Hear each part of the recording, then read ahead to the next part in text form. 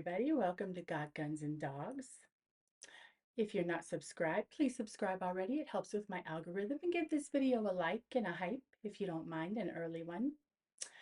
My fellow Americans, I stand before you today to discuss something that strikes at the very heart of our republic, the SAVE Act, and why its passage in the Senate is no longer a matter of convenience. It's a matter of survival. Let me be direct. We are at a crossroads, and to understand where we need to go, we must first acknowledge the obstacles in our path. Our founders understood something fundamental about human nature. They knew that power unchecked corrupts. That's why they created the Constitution as a binding document, a restraint on government itself. The Bill of Rights wasn't written to grant us freedoms, it was written to protect freedoms that we already possess from government overreach. The First Amendment guarantees us the right to petition our government for a redress of grievances. The 10th Amendment reminds us that the powers not delegated to the United States by the Constitution nor prohibited by it to the states are reserved to the states respectively or to we the people. These aren't quaint suggestions from men in old wigs, people. They are the foundation upon which legitimate governments stand. And yet we face a crisis that threatens the very mechanism by which we exercise our constitutional rights, our elections. For those unfamiliar, the SAVE Act, the Safeguard Americans and Their Votes Efficiency Act, requires proof of citizenship to register to vote in federal elections. This is not extremism, people. This is basic common sense. When you board an airplane, you show an ID. When you open a bank account, you verify who you are with your ID. When you adopt a pet, you show your ID to fill out the adoption papers. But to participate in the most sacred right in a democracy, in the biggest empire in the world, the United States of America, the right to vote, some would have us believe that requiring proof of citizenship is somehow unreasonable. The SAVE Act is straightforward. It leverages existing federal databases. It doesn't create a national ID or digital ID, nothing like that. It simply says if you want to vote in American elections, you must be an American citizen. Full stop. Yet this bill languishes in the Senate. Why? I want to talk about something uncomfortable but necessary. Republicans in name only, rhinos, who occupy seats in Congress and in the Senate. These are individuals who campaign on conservative principles, who accept the votes and donations of patriots, who believe in constitutional governance, and then, once they take office, vote with the opposition, communism, on critical matters affecting our sovereignty. The SAVE Act should be a no-brainer for every single Republican senator, every single one. Yet we know it isn't that simple. Senator Mitch McConnell comes in mind immediately. He has positioned himself as a moderate, a word that often masks a fundamental unwillingness to defend America's interest against foreign interference and election manipulation, which has been going on. When critical votes come down, votes that require backbone, McConnell has repeatedly crossed the aisle, not on principle, but seemingly out of a desire to appeal to a media that will never credit him anyway. Then there's Senator Lisa Murkowski of Alaska. Murkowski has repeatedly voted against executive orders and judicial confirmations, which we haven't even gotten those done yet. No executive orders have been codified. The confirmations are still, I mean, this is the worst Senate and Congress that we have ever had. The rhinos, the Republicans, and the Democrats, they're all backstabbing us and Trump. Lisa Murkowski of Alaska, she has reportedly voted against executive orders and judicial confirmations that would have strengthened election security and border integrity. Her vote against confirming key Trump administration officials was particularly telling. And we cannot forget Senator Susan Collins of Maine. Collins has made a career of being the reasonable Republican, the one who listens to both sides, but being reasonable sometimes means being useless. Collins has voted against critical election security measures, always with the caveat that she's concerned or troubled. Concern doesn't secure elections, sweetheart. Votes do. These senators face no serious consequences from their own party. Leadership remains silent, and the American people who sent them to Washington with the mandate to defend the Constitution and our elections watch helplessly as their representatives betray their trust, meaning our trust, us. Yes, congressmen and senators, you're betraying the American people that put you in office. This pattern must end, guys. We've got to change this. We're the only ones that can. Sitting back and complaining or just ignoring the whole thing is never going to help, and it's never going to get better unless we do something. We have the responsibility as a citizen in the Constitution to be an active participant in citizenry. We must be good neighbors. We must live in a high trust society and act accordingly. And we have to do due diligence, do research on our candidates, and we've got to get out and vote. Most importantly is voting. Now, let's talk about something that unites us across party lines.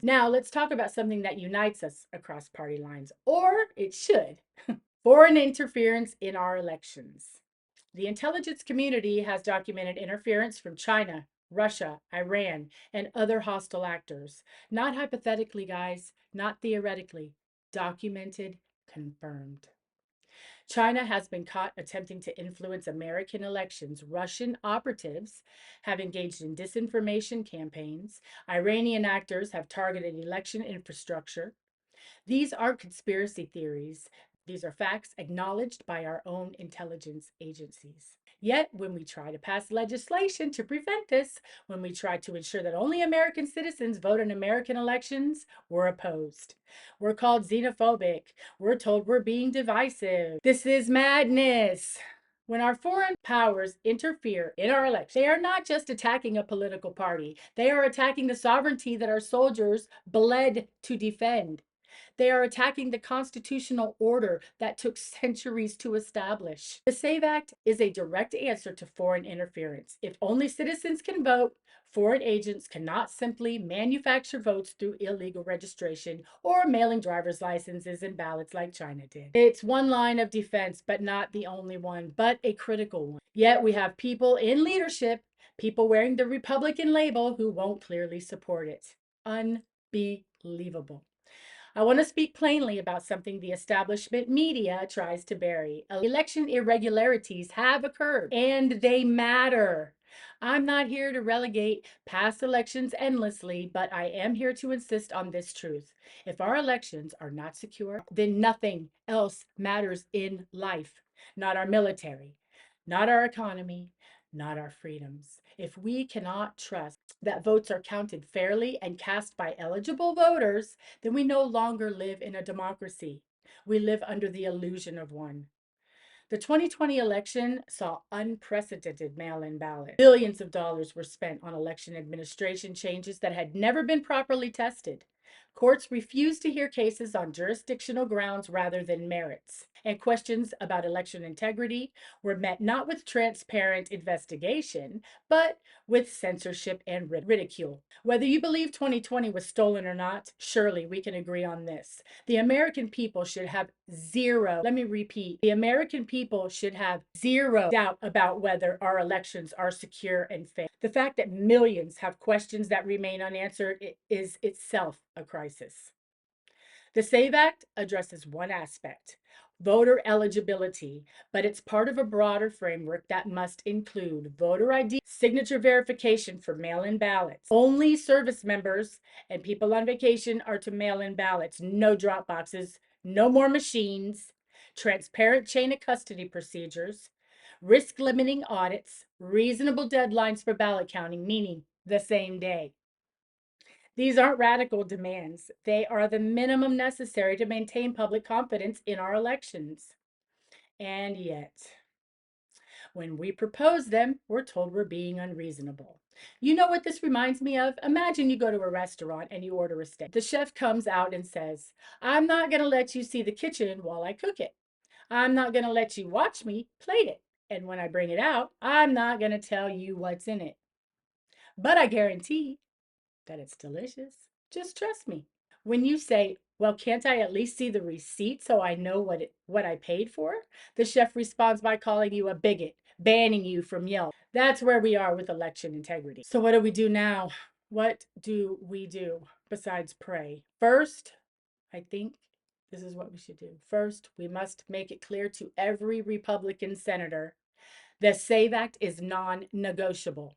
It's not a favor that you're doing for the party. It's your job. It's literally why you took an oath to defend the Constitution against all enemies, foreign and domestic. If you won't vote for basic election security, you don't deserve to call yourself a Republican. You don't deserve the support of people who believe in this country. You deserve to be primaried by someone who will actually fight for our rights and for the people that voted for that person. Second, we must acknowledge that some in the GOP leadership are complicit in obstruction. When Mitch McConnell was Senate Majority Leader, the SAVE Act never came to a vote. That wasn't an accident, that was a choice. We must remember these choices that they have made. Third, we must demand transparency from our election officials. Every state, every county, every precinct should operate under the assumption that the public has a right to know, not after the fact, but in real time, how elections are being conducted. And fourth, we must remember this simple truth. Elections belong to the people. We, the people. Us. Not to election administrators, not to political consultants, not to foreign governments, to us. I understand that reasonable people disagree about taxes, about regulation, about the size of government. These are debates that we should all have. These are debates that our founders expected us to have. But election integrity isn't a partisan issue, or rather, it shouldn't be. If Democrats were the ones pushing the SAVE Act and Republicans were blocking it, I'd be saying the same thing with equal fury. Because here's what's at stake, people, and this isn't funny. The ability of the American people to govern themselves. Yeah, we can't self-govern if we don't have free and fair elections. We don't have a king. We don't have a strongman dictator. We have a constitution that says power flows from the consent of the governed. The consent is meaningless if the governed don't know whether their votes are actually being counted. Think about it this way. Trying to secure elections without the SAVE Act is like trying to build a house without a foundation. You can put up all the walls you want, paint them real pretty colors, hang nice curtains, but without a foundation, the whole thing collapses. You end up with something that looks nice from the street, but crumbles the moment someone pushes on it. The SAVE Act is that foundation. So here's what I'm asking of you today. Call your senators. I'm going to give you Tom Thune, the Senate leader's phone number in Washington. I want you to be respectful. It's a voicemail. All senators and congressmen have a voicemail that you can call and leave a message on. So just when you call, like I did, just be respectful, but also let him know that you're not a bot and you're not paid for like he seems to think, because he's been getting all these calls. He seems to think that Donald Trump paid us to do it. Oh no, we didn't get paid. This is all homegrown grassroots, wanting the SAVE Act passed, wanting our elections secure, wanting Trump's executive orders codified, wanting some laws passed, wanting immigration reform, denaturalization, deportation, mass deportation. Yeah, we kind of really, really, really want all this. So call your senators, tell them, vote for the SAVE Act. Don't tell me you're studying it. Don't tell me you have concerns. Vote for it. Do your job, but be respectful. If they won't, remember their name, remember their vote. And in the primary, in the general election, make it clear that this matters to you, because it does. It matters to all of us. Support candidates for state and local office who take election integrity seriously. We have to do background checks and vet these people to see how they voted before. State legislature controls election law. Your county clerk administers elections. These offices matter more than most people realize. And finally, stay engaged, stay informed. Don't accept easy answers or media talking points. Ask hard questions. Demand evidence. Hold your government accountable. Because at the end of the day, this isn't about Republicans versus Democrats. It's not about left versus right. It's about whether we remain a nation governed by the rule of law or whether we descend into something else entirely. The SAVE Act is a small thing. It's a logical, common sense measure, but it is a measure that forces us to answer a fundamental question. Do we still believe that elections should be decided by American citizens, or are we willing to let that principle just slip away out of our grasp? I know where I stand.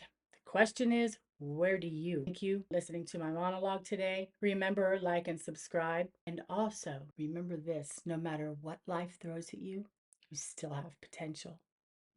God bless you.